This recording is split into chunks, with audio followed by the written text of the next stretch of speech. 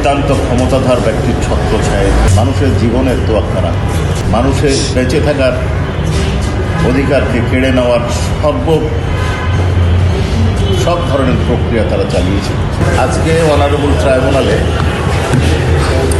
অর্থাৎ ট্রাইব্যুনাল 2-এ আওয়ামী লীগের যুব সাধারণ সম্পাদক মাহবুবুল আলম হানিফ এবং 3 জন কুষ্টিয়ার স্থানীয় নেতা এদের বিরুদ্ধে দায়ের করা মামলায় ফরমাল চার্জ দাখিলের পর কগনিজেন্স হওয়ার পর তারা যেহেতু পলাতক ছিল, তাদের পলাতক থাকার বিচার প্রক্রিয়া, যেটা অনুপস্থিতের বিচার প্রক্রিয়া, সেটা সম্পন্ন হওয়ার পর আজকে ওপেনিং স্টেটমেন্টের জন্য নির্দিন থাকবে।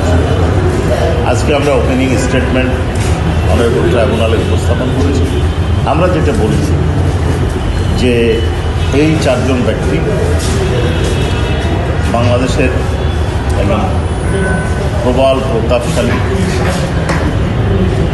অত্যন্ত ক্ষমতাধর ব্যক্তির ছত্রছায়ায় থেকে মানুষকে মানুষ কামনা করে, মানুষের অধিকারের তোয়াক্কা না করে, মানুষের জীবনের তোয়াক্কা না করে, মানুষের বেঁচে থাকার অধিকারকে কেড়ে নেওয়ার সব ধরনের প্রক্রিয়া তারা চালিয়েছে। শুধুমাত্র তারা নিজেদের স্বার্থ রক্ষার জন্য, নিজেদের ক্ষমতা টিকিয়ে রাখার জন্য। এই বিষয়ে আমরা ওপেনিং স্টেটমেন্টের পূর্বে যে ফরমাল চার্জ দাখিল হয়েছে তাতে এবং চার্জ হিয়ারিংয়ের সময় বিস্তারিত উপস্থাপন করি এবং অনারেবল ট্রাইব্যুনাল সামগ্রিক দিক বিবেচনায় তাদের বিরুদ্ধে ফরমাল চার্জ এবং সাক্ষ্য প্রমাণ অন্যান্য বিবেচনায় নিয়ে অভিযোগ গঠন করে।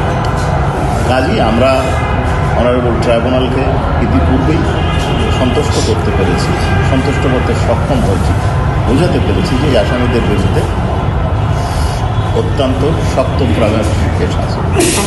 এবং এখন আমরা যেটা আজকে বলেছি সেটা হচ্ছে এই সাক্ষ্য প্রমাণের সপক্ষে, আমরা এই অভিযোগের সপক্ষে যে সাক্ষ্য প্রমাণগুলো উপস্থাপন করব তাদের একটা ফিরিস্তি দিয়েছি এবং আমরা কেন বিচার চেয়েছি তার বর্ণনা দিয়েছি। সেখানে আমরা বলেছি আমাদের যে সাক্ষী মোট হচ্ছে 38 জন, তার মধ্যে শহীদ পরিবারের সাক্ষী হচ্ছে 8 জন, প্রত্যক্ষদর্শীর সাক্ষী 8 জন, আহত সাক্ষী 8 জন, আন্দোলনে অংশগ্রহণকারী 8 জন, পুলিশ হচ্ছে 1 জন, সাংবাদিক 1 জন, জব্দ তালিকার সাক্ষী 2 জন, বিশেষজ্ঞ সাক্ষী 2 জন, বিশেষ তদন্তকারী কর্মকর্তা 1 জন, আর তদন্তকারী কর্মকর্তা 1 জন। এছাড়াও আমরা যে সমস্ত সাক্ষ্য প্রমাণ ট্রাইব্যুনালে উপস্থাপন করব তার মধ্যে অডিও ক্লিপস আছে, ভিডিও ক্লিপস আছে, বিশেষজ্ঞ রিপোর্ট আছে, ফরেন্সিক রিপোর্ট আছে এবং সাক্ষ্য অর্থাৎ সরাসরি যারা আমরা ট্রাইব্যুনালের সাক্ষ্য প্রমাণ উপস্থাপন করবেন। আমরা আরও বলেছি যে আমাদের 2টো মামলা ওই কোর্টে চলমান আছে।